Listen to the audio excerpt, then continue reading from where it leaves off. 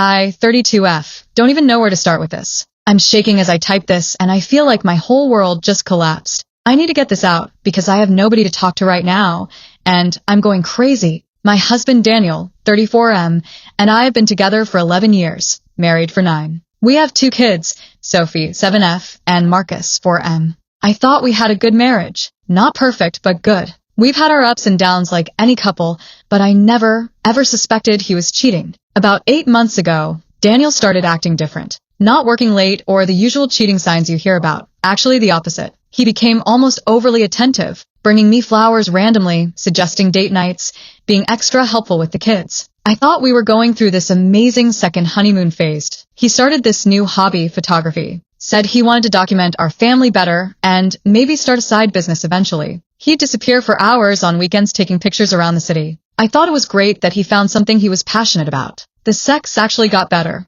He was more present, more affectionate. He started working out and taking better care of himself. I kept telling my sister how lucky I was that Daniel was having some kind of positive midlife awakening instead of buying a motorcycle or something stupid. He joined this photography group that met twice a week in the evenings. Sometimes they'd have weekend workshops or go on group shoots to different locations. I encouraged it because he seemed so much happier and more fulfilled. But then small things started feeling off. He'd come back from photography stuff and be almost guilty nice to me, like overly complimentary about dinner or insisting on doing bedtime with the kids when he was usually too tired. His phone habits changed too, not secretive exactly, but he started keeping it face down more and would sometimes step outside to take calls from photography people. The thing that should have been a red flag was how he started talking about his photos. He'd taken thousands of pictures over the months, but never really showed me any good ones. Just boring landscape stuff or random street photos. For someone supposedly passionate about photography, he didn't seem to have much to show for it. 3 weeks ago, Daniel had to go to urgent care for what he thought was a kidney stone. Turned out to be nothing serious, but they ran some routine tests. Yesterday, our family doctor called with results from blood work they'd sent to the lab. Daniel wasn't home.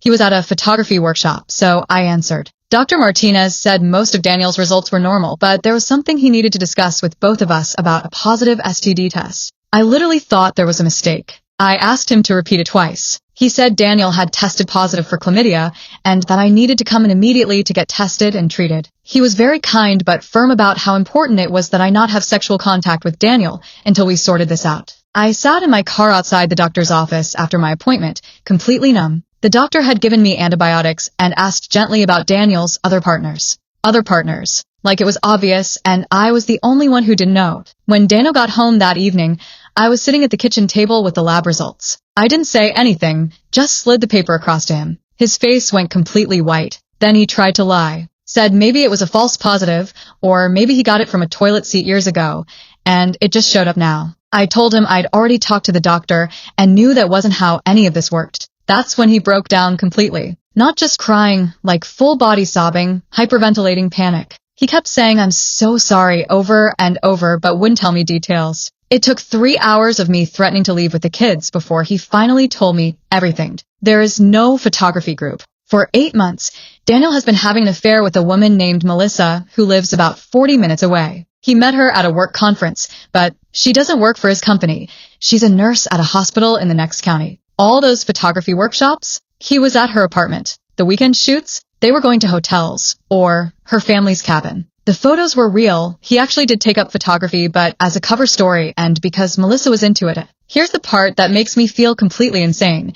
He says he started being a better husband because the affair made him appreciate what he had at home. The flowers, the date nights, the better sex, it was all guilt, but also him trying to love us both, without having to choose. He swears he loves me and doesn't want to lose our family. Says what he has with Melissa is different, more like an escape from real life, but that I'm his real life and he wants to make it work. I asked if he loves her, and he said yes, but not the same way he loves me. I asked if she knows about me and the kids, and he said yes, she's known from the beginning. She's never been married and doesn't have kids, and apparently she was okay with the situation because she wasn't ready for anything serious. The STD came from her. She had been seeing someone else casually before Daniel, didn't know she had it and gave it to him, which means Daniel gave it to me. My husband gave me an STD from his mistress who is also sleeping with other people. I haven't been able to eat or sleep since Sunday. I told the kids daddy was sick and has been sleeping in the guest room. Sophie keeps asking if he's okay because he looks like he's been crying bad. Daniel has been begging me to go to marriage counseling. He says he'll end it with Melissa immediately, and we can work through this. But I can't stop thinking about how calculated this all was. 8 months of elaborate lies. A whole fake hobby. Meeting her family. This wasn't a mistake or a moment of weakness. This was a double life. I keep thinking about all the times I felt so grateful for how attentive he was being. How I bragged to my friends about our renewed connection. I was falling in love with my own husband all over again, and it was because he was cheating on me. I told my sister everything, and she thinks I should leave him. But it's not that simple. Daniel is a good father, and we have a life together. The affair version of him was actually the best version of him I'd ever seen. Does that mean anything? I'm supposed to decide if I want to try counseling or if I want him to move out while I figure things out. I have no idea what's right for me or the kids. How do you even begin to trust someone again after something like this? And how do I know if the man I fell back in love with was real or just a byproduct of his guilt and excitement? I need advice because I'm completely lost. Update 4 hours later. The responses to this have been overwhelming. Thank you to everyone who took the time to read and comment. A lot of you are asking similar questions, so I'll try to address them. Yes, I'm getting tested again in 3 months to make sure the antibiotics worked, and there's nothing else. The doctor was thorough about explaining the timeline and risks. Several people asked about Melissa knowing about me and the kids. According to Daniel, she knew from their first date that he was married. He told her he was in an unfulfilling marriage but staying for the kids. Classic cheater bullshit, apparently. She was fine with it because she likes her independence and wasn't looking for someone to build a life with. What's really messing with my head is that Daniel swears the improvements in our marriage were genuine. He says being with Melissa made him realize what he was missing at home, so he started putting more effort into us. Like the affair was some kind of weird marriage therapy that made him a better husband. I know how crazy that sounds. My sister says it's manipulative garbage, but I lived it. Those months were some of the happiest I'd been in years. The man who was cheating on me was also the most present, loving partner I'd ever had. Some of you asked if I think he's still in contact with Melissa. He gave me his phone and all his passwords voluntarily, and I haven't found any recent communication. He says he called her Sunday night after our confrontation and ended it, but obviously I don't know if that's true. Daniel has been acting like a ghost since Sunday. He goes to work, comes home, tries to help with dinner and bedtime, then just sits in the guest room. He's not pushing me to make a decision, which almost makes it harder. I keep waiting for him to be selfish or demanding, but he's just broken. The kids definitely know something is wrong. Marcus has been extra clingy, and Sophie asked me yesterday if Daddy is sad because of something she did. It's killing me. I think I'm going to ask Daniel to stay at his brother's for a week while I process this. Not permanently, but I need space to think without him looking at me like a kicked puppy every 5 minutes. Update 2 to 6 days later. Daniel has been staying at his brother's since Thursday. It's been both a relief and incredibly hard. The kids keep asking when he's coming home, and I don't know what to tell them. I did something probably stupid on Saturday. I looked up Melissa on social media and found her pretty easily. She's 28, pretty in a very different way from me, and very outdoorsy. Lots of hiking and camping photos, including several recent ones that are clearly taken by someone else. So either Daniel lied about ending it, or she moved on really quickly. What really got to me was seeing photos of her wearing a necklace I recognized. Daniel gave me a very similar one for my birthday in March, right in the middle of his affair. He was literally buying us matching jewelry. I screenshot some of her photos and sent them to Daniel with a text asking if this was really over. He called me immediately, crying again, swearing he hasn't talked to her since Sunday. He said he bought us similar necklaces because he wanted to give me everything he was giving her, and knows how messed up that sounds. Then he said something that's been eating at me. I know you can't understand this, but I love you more now than I did before. Being with her made me see what I could lose. I hung up on him, but I keep thinking about it. Is it possible that an affair could actually make someone a better partner? Or is that just what cheaters tell themselves? I've been going back and forth on the marriage counseling. Part of me thinks we owe it to the kids and our 11 years together to try. But part of me thinks I'm just scared to start over at 32 with 2 young kids. My sister thinks I'm crazy for even considering it. She says Daniel just got better at compartmentalizing and manipulation, not at loving me. But she wasn't here during those months when everything felt perfect. I called a therapist yesterday and set up an individual appointment for next week. I need to figure out what I actually want before I decide anything about couples counseling. Daniel texted me this morning asking if he could take the kids to lunch on Sunday. Normal divorced dad stuff, which felt surreal. Are we heading toward that? I don't even know. Update 3 to 2 weeks later. I had my first therapy session, and it was helpful, but also confusing. The therapist said something interesting about how trauma bonds can sometimes create artificial intimacy, and that Daniel's guilt and fear of losing me might have made him more attentive, but that doesn't mean he was more genuinely connected. She also said that affairs often make the cheating partner feel like they can be more generous in their primary relationship because they're getting their other needs met elsewhere. So Daniel's improved behavior toward me might have been real, but it was only possible because of the affair. That made something click for me. Daniel didn't become a better husband despite the affair. He became a better husband because of it. Which means if I take him back, I'm essentially rewarding the cheating. Daniel came over last Sunday to take the kids out, and we ended up talking for 3 hours after he brought them back. He's been seeing a therapist too, and he said something that really stuck with me. He said he thinks he was depressed for years, but didn't recognize it, and that the excitement and newness of the affair temporarily lifted that depression, which made him more present in all areas of his life. He started taking antidepressants and says he's trying to figure out how to be that engaged husband and father without needing the artificial stimulation of an affair. I asked him directly, if you could go back, would you choose not to have the affair, even if it meant staying the distant, checked out husband you were before? He was quiet for a long time, then said, I don't know, and that's the problem. At least he's being honest now. I think I have my answer about marriage counseling. You can't rebuild trust with someone who isn't sure they regret breaking it. Update 4 to 1 month later. I asked Daniel for a separation. Not necessarily divorce yet, but I need more time and space to figure out if this is fixable. He's found his own apartment,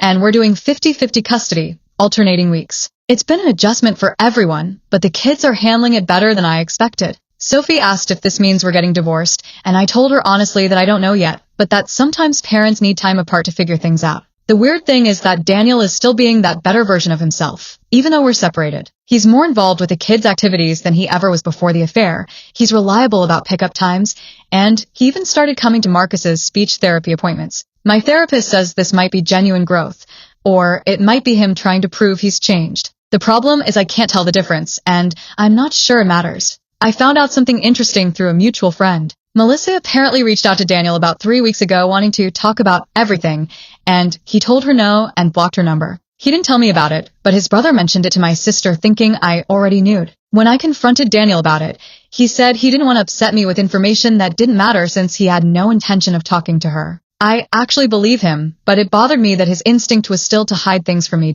I've been dating a little bit, nothing serious, but it's helped me realize how much of myself I lost trying to be the perfect wife. I spent so much energy monitoring Daniel's moods and trying to make him happy that I forgot what it felt like to just be myself with someone. There's this guy Chris I've been seeing casually. We met through a client referral, and he said something last week that really hit me. He said I apologize constantly for things that aren't my fault, and that I seem surprised when he's interested in my opinions about things.